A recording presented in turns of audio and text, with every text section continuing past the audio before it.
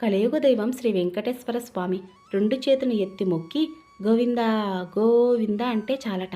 కష్టాలను సైతం గట్టెక్కించి ఆ గోవిందుడు కాపాడతాడని ఒక నమ్మకంగా చెబుతూ స్వామివారికి మొక్కుల్ని చెల్లిస్తూ పూజలు చేస్తాం. మరి ఈ శ్రావణ మాసం అంతా శుభమాసమే కదా.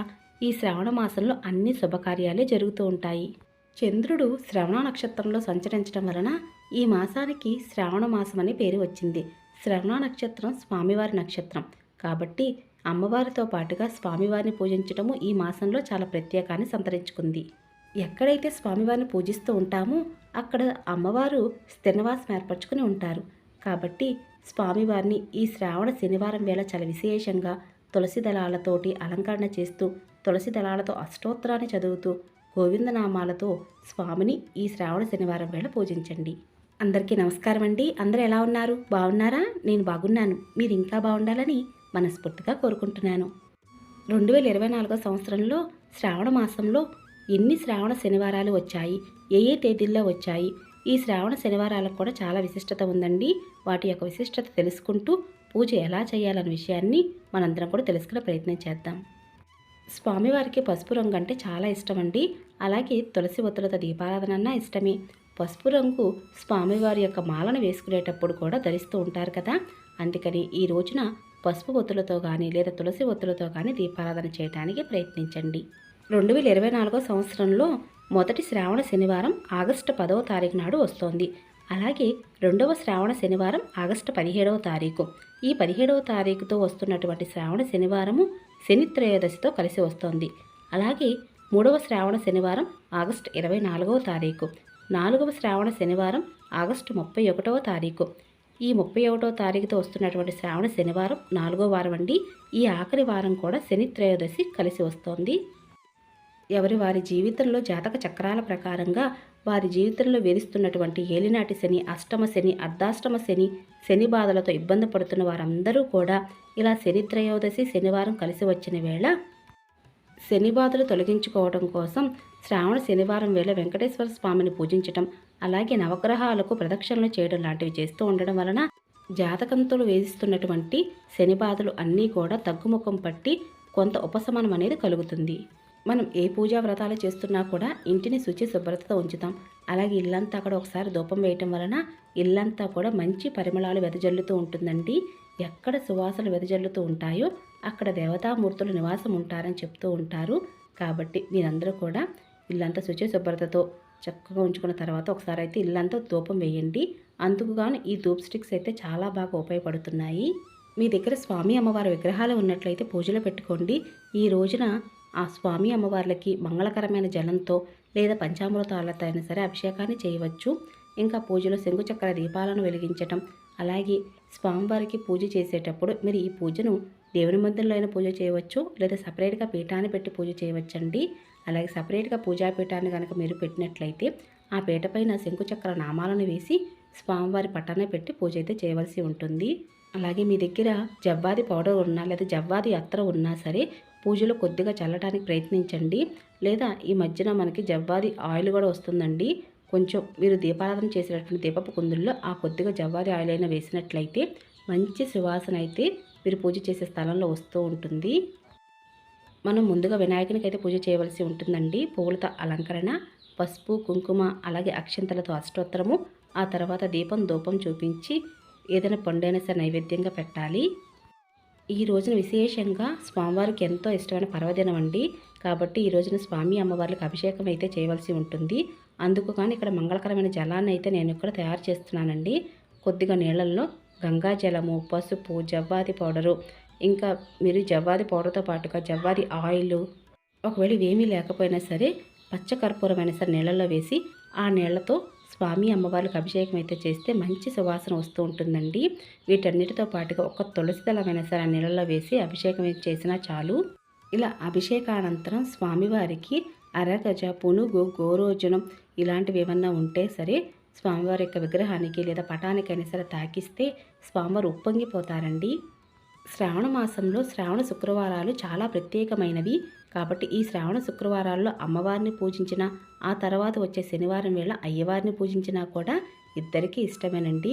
కాబట్టి స్వామి అమ్మవారిని పూజించేటప్పుడు మాత్రం భక్తి శ్రద్ధలతో, నిర్మలమైన భక్తితో, ఎటువంటి ఆలోచనలు పెట్టుకోకుండా మనసు నిర్మలంగా ఉంచి స్వామి అమ్మవార్లకైతే పూజ చేయండి. మరి శ్రావణ శనివారం వేళ మరి ఏ సమయంలో పూజ అయితే చేయాలి అంటే, ఉదయమే పూజ చేస్తే స్వామివారికి చాలా ఇష్టం అండి. వెంకటేశ్వర స్వామివారికి సుప్రభాత సేవ అంటే చాలా ఇష్టం కదా. బ్రహ్మముహూర్తంలో పూజ చేయడానికి ప్రయత్నించండి. శుక్రవారం వేళ ఉదయము సాయంత్రం వేళ పూజలు చేస్తాం. ఆ తర్వాత వచ్చే శనివారం వేళ ఉదయమే పూజ చేయడానికి ప్రయత్నించండి. ఉదయం 5:30 లోపే పూజ చేయడానికి ప్రయత్నిస్తే చాలా మంచిది. శ్రావణ మాసంలో వచ్చే 4 శ్రావణ శనివారాలు పూజ చేస్తే చాలా అంటే చాలా మంచిదండి. లేదా ఆడవారికి వచ్చే ఇబ్బంది వలన, లేదా అనేక కారణాల వలన మీరు ఏదైనా ఒక శ్రావణ శనివారం పూజ చేయడం కుదరనట్లయితే ఏం పర్వాలేదండి. మిగతా శ్రావణ శనివారాలలో స్వామి అమ్మవారిని పూజించండి. నాకే ఎందుకు ఇలా జరుగుతుంది, ఇటువంటి ప్రశ్న మనలో చాలామందికి వస్తూనే ఉంటుందండి. నాకే ఎందుకు ఇలా, నాకే ఎందుకు అని ఎక్కువగా ఈ ప్రశ్న అయితే ఎక్కువగా వేసుకుంటూ ఉంటాము. అది ఎందుకు అంటే, జీవితంలో జాతక చక్రంలో శని బాధల వల్ల, శని ప్రభావం వల్ల ఇటువంటి యొక్క ప్రశ్నలు అనేవి మనం ఎక్కువగా వేసుకుంటూ ఉంటాము. అయితే మరి అటువంటి శని బాధలన్నీ కూడా తగ్గి జీవితంలో ప్రశాంతంగా జరగాలి అంటే మాత్రం శనివారము శని త్రయోదశి కలిసి వస్తున్న సమయాన పూజలు చేస్తే చాలా అంటే చాలా మంచిదండి. జీవితంలో ఎదురయ్యే సమస్యలను అధిగమించి సుఖాల వైపు మన జీవితాన్ని మళ్లించాలి అంటే మాత్రం శనివారము శని త్రయోదశి కలిసి వచ్చిన వేళ అసలు ఎవ్వరూ మిస్ కావద్దండి. చాలా అంటే చాలా విశేషము. శ్రావణ మాసంలో శ్రావణ శనివారానికి ఎంత విశిష్టత ఉందో, అలాగే శ్రావణ శనివారము శని త్రయోదశి కలిసి రావడం కూడా అంతే విశేషమండి. ఇటువంటి విశేషమైన పర్వదినాలు మనందరం తెలుసుకొని ఆయా తిథుల్లో గనక పూజలు చేయటం వలన జీవితంలోనూ ఎదురయ్యే సమస్యల నుండి, జాతక చక్రంలో జరిగే మార్పుల వలన ఎన్నో ఇబ్బందులకు గురవుతూ ఉంటాము. వాటన్నిటి నుంచి కూడా రక్షింపబడి జీవితంలో శాంతి అనేది ఉంటుందండి. జీవితంలో సుఖం అనేది ఉంటుంది. అటువంటివన్నీ దక్కాలి అంటే మాత్రం ఇటువంటి విశేషమైన పర్వదినాల్లో మనందరం కూడా పూజలు అవి చేస్తూ ఉండాలి. ఈ రోజున స్వామివారు చాలా విశేషంగా చందన దీపాన్ని వెలిగిస్తే చాలా అంటే చాలా మంచిదండి. కొద్దిగా బియ్యం పిండిలో కొద్దిగా గంధము, అలాగే జవ్వాది పౌడర్, జవ్వాది ఆయాలు, అలాగే కొద్దిగా గంగాజలం వేసి పిండి ముద్దగా చేసుకొని గోవిందనామం కొద్దిగా కుంకుమతో వేశానండి. చందన దీపం ఎంత అందంగా ఉందో కదూ. అలాగే పిండి దీపాలు కూడా గోవిందనామాలు. మీ దగ్గర గోవిందనామాలు ఇలాంటివి స్టోన్స్ లేకపోయినా పర్వాలేదండి. చక్కగా గంధం కుంకుమ బొట్టుతో అలంకరణ చేయండి. మనకి పూజలో ఏమున్నా ఏమీ లేకపోయినా సరే భక్తి ప్రధానంగా స్వామి అమ్మవార్లు కనుక పూజించినట్లయితే మీరు అనుకున్న సంకల్పాలన్నీ కూడా త్వరగా నెరవేరుతాయి. మానవుల జీవితం చాలా చిన్నదండి. కాబట్టి అటువంటి జీవితాన్ని సుగమం చేసుకోవాలి అంటే భగవంతుణ్ణి తప్పకుండా ప్రార్థన అనేది చేయవలసి ఉంటుంది. మనకు వచ్చినటువంటి సమస్యను ఎదుటివారికి చెప్పటం వలన వారు 10 మందికి చెప్పి హేళన చేయడమే జరుగుతుందండి. అంతేకాని వారు మన జీవితంలో వచ్చే సమస్యలను ఏమాత్రం తీర్చలేరు. కాబట్టి భగవంతుడు చెప్పుకోవటం వలన కనీసం మనశ్శాంతి అనే ఉంటుంది. భగవంతుడు తీరుస్తాను ఒక నమ్మకమైన వస్తుంది. ఆ భగవంతుడి మీద నమ్మకం ఉంచి పూజలు చేయటం వలన ఎప్పటికైనా సరే మీకు వచ్చినటువంటి సమస్య భగవంతుడు తీర్చే దారైనా చూపిస్తారండి. అందుకే ఈ శ్రావణ శనివారం వేళ గోవిందనామాలను చదువుతూ, లేదా శ్రీ వెంకటేశ్వర వజ్ర కవచ స్తోత్రాన్ని పఠిస్తూ, లేదంటే విష్ణు సహస్రనామాలను చదువుతూ కూడా స్వామి అమ్మవారిని ఈ రోజున పూజించండి. శ్రావణ శనివారం వేళ ఉపవాసం ఉండనవసరం లేదండి. నాన్ వెజ్ అది తినకూడదు, బ్రహ్మచర్యం పాటించాలి. అలాగే ఇంట్లో గొడవలు పడకూడదు, ఇంటిని ప్రశాంతంగా ఉంచాలి, ఎవరిని నిందించకూడదు, పిల్లలను కొట్టరాదు. ఈ శ్రావణ శనివారం వేళ స్వామివారికి ఎంతో ఇష్టమైన చలిమిడి, వడపప్పు, పానకాన్ని నివేదన చేయవలసి ఉంటుంది. ఒకవేళ శ్రావణ శనివారం వేళ మీకు ఉదయం పూజ చేయడం కుదరినట్లయితే సాయంత్రం వేళ కూడా పూజ అనేది చేయవచ్చండి. మనలో చాలామంది కూడా శ్రావణ శుక్రవారం వేళ ఉదయం వేళ పూజాపీఠాన్ని ఏర్పాటు చేసి అమ్మవారికి కలశం పెట్టి పూజలవి చేస్తూ ఉంటారు. లేదా కలశం ఆనవాయితీ లేని వారు కూడా సపరేట్గా పూజాపీఠాన్ని పెట్టి పూజలవి చేస్తూ ఉంటాం కదా. శ్రావణ శుక్రవారం వేళ లక్ష్మీదేవి అమ్మవారికి ఉదయం వేళ సాయంత్రం వేళ కూడా పూజలు చేసి, శనివారం ఉదయం వేళ స్వామివారికి కూడా పూజలు చేసి, ఆ తర్వాత దీపం ఉండగానే పూజాపీఠనైతే కదపవలసి ఉంటుందండి. అలాగే దీపం గగనమైన తర్వాత మధ్యాహ్నం 12 గంటల లోపు పూజాపీఠాన్ని కదిపి తీయవలసి ఉంటుంది. అలాగే లేదా శ్రావణ శనివారం వేళ సపరేట్గా పూజాపీఠాన్ని పెట్టి వెంకటేశ్వర స్వామివారికి మాత్రమే పూజలు చేశామండి అనుకున్న వారు ఎవరైనా మీరు శనివారం ఉదయం వేళ సాయంత్రం వేళ కూడా స్వామి అమ్మవార్లకి పూజలు చేసి ఆదివారం ఉదయం వేళ పూజాపీఠాన్ని కదపవలసి ఉంటుందండి. శ్రావణ శనివారం అనే కాదండి, మామూలుగా చాలామంది కూడా శనివారం వేళ ఒక్క పూట పొద్దు మాత్రమే తింటూ ఉంటారు. సాయంత్రం వేళ టిఫిన్ లాంటివి తింటూ ఉంటారు. అలానూ చేయవచ్చు.